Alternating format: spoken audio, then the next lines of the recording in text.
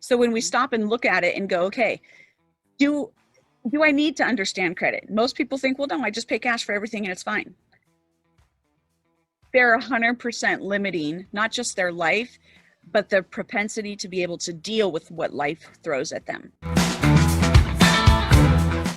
So on the personal side, right, in the credit world, the banks want to see that you have tons of credit and they don't want to see you use any of it. On the business side, it is the complete opposite because our economy is built by the flow of money.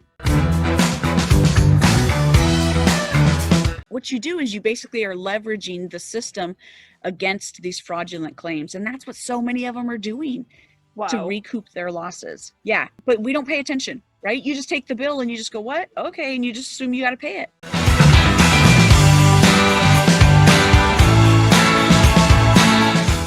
So let's shift gears a little bit and let's talk about on the business side of things. Let's just say that somebody, on the credit side, in whatever it is, what are some strategies some people could do to build out business credit so that it's not bogging down their personal line of credit?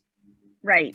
So most people, like I said, first off, they don't even understand the differences, right? So on the personal side, every time you do an inquiry, you get dinged on your credit score and it goes down and it goes down and it goes down. It's the complete opposite on the business side. You can apply as many times as you want. It never affects the credit score. It doesn't ding it. It doesn't lower it. It doesn't anything. So keeping that in mind, to open business credit, the first thing people have to have is they have to have a tax EIN. Don't use your social security number. It's easy to get a tax EIN, right? If you don't already have an LLC, I always recommend getting an LLC, but if you don't, you can get a free tax EIN. So it's not your social security number. That's like literally a 5 minutes, go to the website, maybe even the same day you have your EIN. You can get it in 5 minutes. Yep. Yeah. Right on the irs.gov site. Yep. 100%. So they get their EIN and then what? So once they've gotten their EIN, if you picture it in the sense that there's credit bureaus that are reporting on, you've got TransUnion, Equifax, and Experian, right, on the personal side. There's also on the business side, Dun & Bradstreet, which is the number one business reporting one. And then the second one is Experian Business. So those are the top two. So what you want to do is you want to go to Dun & Bradstreet and set up a profile. When you set up a profile, you're putting in the information of your business in there, right? Your tax EIN, all of that information. And then here's the kicker, right? So I call it my credit hacking program because a hack is just that, the shortcuts, the ninja tips, the let's get it done faster, smoother, easier. So the key is to make sure that first off, that the address that you are using is a physical address. It cannot be a PO box. They have to be able to physically look up that address. So that means sometimes in some states, you'll need to have a registered agent that has a physical address if your business is residing at a PO box or something of that nature.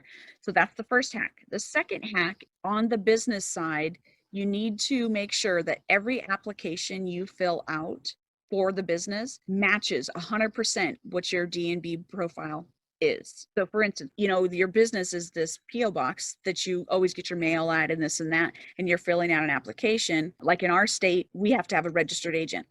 So my registered agent's address is actually what's on my Dun & Bradstreet profile. So some of my business lines of credit were rejected because I put down my PO box, not thinking anything about them not matching. I had no idea that that was an issue.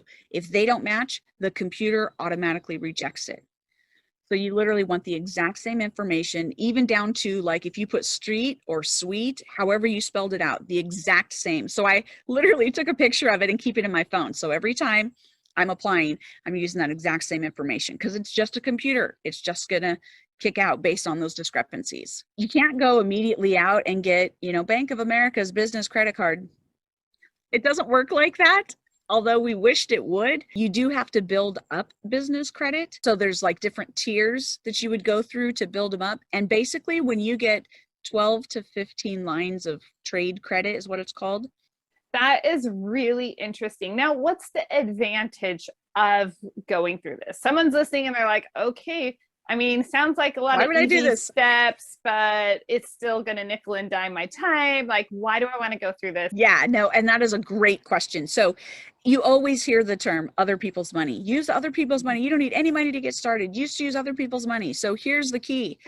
So for instance, if you understand the concept of using other people's money, right? It's recognizing, okay, so I don't have this money in my bank account now, but I'll have it after the sale goes through, or I'll have it here, right? It's not use other people's money and never pay it off. Right. That's the big fallacy there, right? People need to Everybody hear understand. that right now. You do have to pay this off. That's right. So with that being said, if you're starting out and you're a single family home flipper, which is what a lot of them do, they start out wholesaling, and then they build up, and then they get enough deals done, so now they keep one for themselves. Well, you can actually establish credit lines in the business name that you could use. You can establish them with Sherwin-Williams. Well, now all your paint's taken care of. You can establish them with Home Depot and Lowe's. All of your supplies are taken care of. You can work out agreements, trade agreements with your contractors. So there's different ways that you can do that depending on the scenario. Sometimes it's a matter of how you structure your payment plan and your payment schedule, but that could be very, very little cash actually coming out of pocket. And if your market's anything like ours, Julie, ours don't even go to the market. They're gone. It's like I have a buyer's list that's so deep right now that if my property ever made it to market, it would be a miracle, you know? Right? Yes. Yes, that is Yeah. how our market is. Even in rural North Idaho, it is smoking hot. Right? So we can use other people's money in that scenario to 100% do that flip. And then a lot of times if you're using hard money, right, then you could use the hard money to then pay off those, but then you're not paying interest. Each lender has it set up where you're either paying interest from day one or you're paying it as you draw it. When the credit is set up on the business side, it's not reporting on your personal side. So that debt to income ratio, all of that doesn't affect you because it's on the business side. So you can still get approved for loans on rentals or any of those kind of properties. You can keep your credit score up, but a lot of it is non-recourse, right? So unless there's fraud or anything, it's going to stay attached to that business. So you can actually protect your family. It allows you to maneuver and do more with a little less risk. Then you can turn around, and as you get better and better, and say you do get that Bank of America credit card that's $25,000. Well, I actually know some really cool, amazing hacks where you can actually take that 25,000, not have it be a cash advance, turn around and buy a property with it. Now you're using other people's money the right way, because now you're not waiting for a lender. You're not doing any of that. You're purchasing that property, you're renovating it, you're selling it, you're then paying off that card. Boom, done. That's scalability. That's fast. That's streamlined. That's where it's 100%. You're using other people's money all the way around. That is so powerful. Let's go back to recourse, non-recourse real fast, because unless you're deep in investing or investing in some level, you might not be familiar with those terms. So, I mean, you and I know I want non-recourse all the way. So. Right. Again, people filter through what they know and what is real to them, right? So the school's not teaching economics and they're not teaching, good math skills and things of that nature. People don't know definitely what recourse and non-recourse is. But when you sign on the dotted line, I agree to these terms, basically you're agreeing to their repayment plan. And in their repayment plan, they say if it's recourse or non-recourse. Well, that recourse means they can come after you, they can come after your assets, they can come after anything that they can get at to pay off that debt if you don't pay it. Non-recourse means they can only come after if there's fraud. Now they can come after me personally, they can come after my assets, things of that nature. But non-recourse, they can only go as far as that LLC. So that means they can only make the LLC pay it and not the individual people. So there's that level of protection there, being a business as opposed to a person.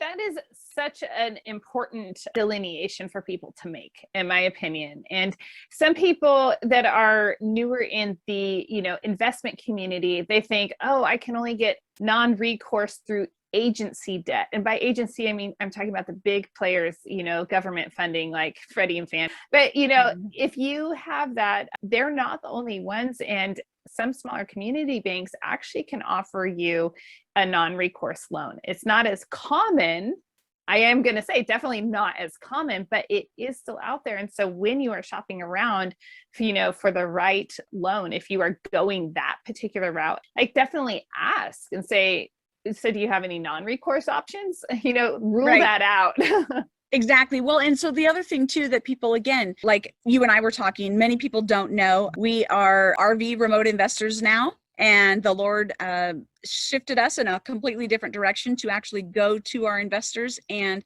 so our RV is 100% owned by the business. It is 100% tax deductible, not because it's our primary residence, but because it is our mobile office and it's provable, right?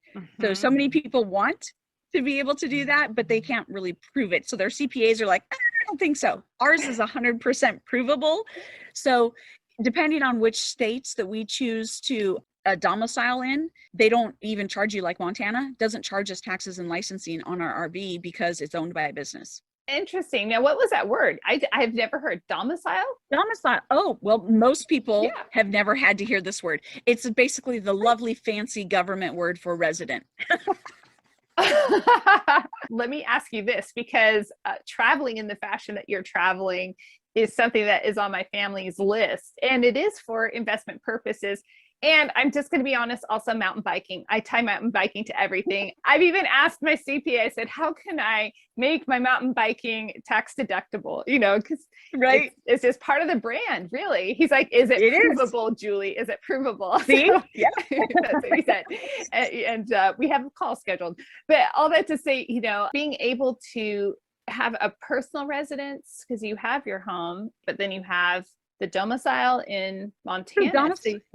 So domiciles, if you go full-time as an RVer or full-time on the road per se, whatever capacity that looks like, you choose which state you are to be a resident of, which is that domicile word.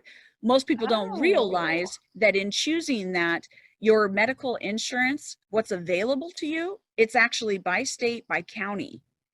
So if medical is a big concern, like in our situation, it's a very big concern for us. And so we have to be very conscientious of that. So we look up each of the states and then look up, okay, what insurance programs are available there? Do we like this? Do we not like this? And then we can go from there, because most people just don't know. But again, lived and learned, we've gone through this and realized, oh, so you mean if I use my address for my property that's here, I only get these insurances. But if I use this address, right, as a real estate investors, we have multiple properties, multiple addresses, and different things that we could use. And so we recognize that, okay, what's going to be the best move here? So in doing so, we don't always pay attention to things until they become on our radar. Like, I never knew what domicile was either. Right. And now I very much know. And so that is fantastic. And I just love that you're on the roads and going to visit your investors and just educating people and serving people so well. Yeah, well, so like this background that you're seeing here clearly is not my RV, right? It's actually one of our executive rentals. And so that's where we're not sure where the Lord is picking us up and moving us, because we do have executive rentals, all across the country in different markets and things, as well as multifamily properties and things. And that's one of the things that people don't stop to think about. With scalability comes tremendous opportunities. So when we develop our business, in this case, ours is a real estate investing business, right? Other people may have a contracting business or whatever it is. But when you set up your business, the goal isn't because you want to work forever, right? The goal is because you want to provide a good income, you want to enjoy what you're doing, and you want to be able to retire. So if you want to be able to do that, sitting down and making a plan with somebody about what that could look like, how that looks like most contractors aren't paying themselves first. It's whatever's left if they get a paycheck or not. But then they are paying exorbitant amount of taxes because they're not paying themselves first, right? It's like, I'm pretty sure I'd rather pay it to me instead of the IRS, right? Yes. So when we stop and you think through this and you go, okay, what is scalable and what opportunities is this going to bring? Well, when we have investors that we have shown them not only how to pay themselves first, set up a retirement plan, direct that retirement plan, now they're able to invest with us, and now they own multifamily buildings that they never would have owned, right? Because of the opportunities we have that now they can participate in. And so it gets better because all of our opportunities are impact driven. One of the opportunities that we had, because we had set up our real estate business and we've been doing it for 25 years, when major life-changing event happened, the Oso mudslide happened here in Washington, 43 of my neighbors, they were my neighbors, got taken home, right? And it was devastating to our area. But because we set up our business the way we did, I had the time to immediately jump in. I have EMT background, search and rescue, all of this. So I was able to work with all the other community and we immediately could jump in. I didn't have to worry about going to a W-2. I didn't have to, right? We had set up our business in such a way to take care of this. And so that opportunity to be there for my neighbors was such a blessing to me. But even more so, I saw the need. There was massive amount of people, hundreds of thousands of people wanted to help, but they didn't know how, right? So the opportunity came to me. I was able to coordinate and collaborate with literally state and government officials, and later the president even came to visit, and all of this opportunity came, right? Because I saw a need, fill a need, right? And in doing so, when other people would call me up, Bethany, I want to help, but I don't know how, I have no money. Here is a perfect opportunity. I explained to them how they could use other people's money to be a blessing to this group. And they're like, what are you talking about? I said, I know your money's all invested right now, so you have no cash. So I said, do you have any lines of credit? And they're like, well, yeah, dozens of them. And I said, are you willing to put money forward that you can pay off later? And they said, 100%. And I said, okay, I need a semi truck full of water. Get me a semi truckload full of water. And they could do it 100% on their lines of credit, or, oh, we need bedding, or, oh, we need waiters and all this boots and different equipment. They used 100% of their credit, other people's money, to be a blessing immediately, right? And then they just paid it off. And they were so happy that they could participate. It just needed somebody to tell them how, to show them a path. And so that's what we're trying to do, right? At American Made Home Solutions, we're trying to show people there is a path, there is light, there is hope, and there is opportunity, and just continue to present those to them in whatever capacity that means, whether it's through credit or real estate, whatever it is. Oh my gosh. As I said earlier at the beginning, I'm like, this is just such a one layer of Bethany. What is the best way for people to contact you and get in touch with you? So our website is americanmadehomesolutions.com. On our website, we've got different tabs on there. So if you're an agent looking to join our team, we have dozens of agents all across this country. If you're an investor who's looking to get into either single family rentals, we offer turnkey rentals. We also, any deals that we don't want, we pass along to anybody else who wants them. We also offer multifamily. You're interested in getting in multifamily, don't know how, want to work with a seasoned operator and make those good returns, but also make a difference in those communities. We have an investor tab there and you can connect with us there. If you're interested in learning about the credit or the executive rentals, that's all on the website there. And then I do have a couple free promos I'd like to give to your listeners. I will send you the link, and that link will have, there's two different things that I have. The one is 7 things that you can do right now to improve your credit score within 30 days. And then the other one is 25 different ways that you can make money in real estate. And you will be shocked at what's on this list. People are like, no way. And I'm like, yeah. And then they're like, well, tell me how. And as soon as I tell them, they're like, oh my word, that's ingenious. So we've got investors with as little as $5,000 making 20% return on their money, loving every minute of it. And it's like, guys, this is 100% possible. You just need to think differently, and you don't know what you don't know. So start asking. Oh, I love it. I don't even want to end this episode because I know you have so much more, but I have to honor time left and right. Thank you so much for joining us. And if you are listening right now, please make sure, if you're enjoying this episode, go and rate and review this episode. Let Bethany know that you learned a ton from this episode, and then make sure you go and check out her website, grab those freebies that will be in the show notes, and just show some love and grow, because I love it. You don't know what you don't know. Think different. Exactly. And you can always Reach out to me on LinkedIn as well. Happy to connect. Like Julie said, if you're not on LinkedIn, get on, right? Oh my gosh. Reach out to connect with us there.